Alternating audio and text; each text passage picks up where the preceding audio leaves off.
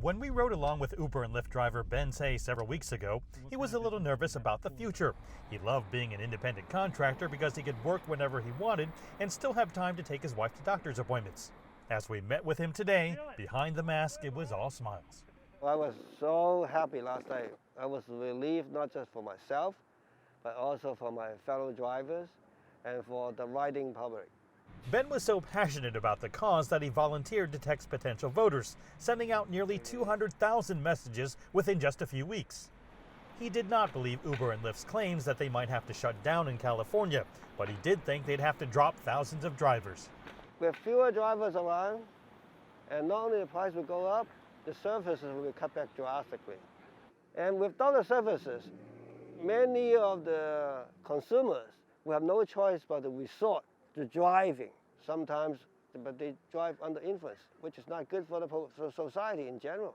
It may actually, give kind of impetus for, for the gig economy to support similar types of proposed referendums and legislation throughout the country and other states, or even at a federal level. Critics against Prop 22 say the companies will be able to get away with not paying full benefits and keeping wages low. They also attack Lyft and Uber for spending more than $200 million, making it the most expensive ballot measure in California history.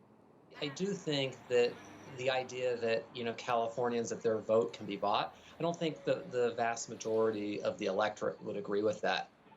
Yes, it does result in increased advertising, but I have a lot of faith in the system, and that the people that are voting can actually read and understand what's written in the voter guide without being swayed by advertising. I'm so glad that they're willing to spend that kind of money to save our jobs and save the general public. As Uber and Lyft ride high with this victory, other freelance and gig economy workers also wait to see how this decision will impact their industries down the road. Mark New, CGTN, San Francisco.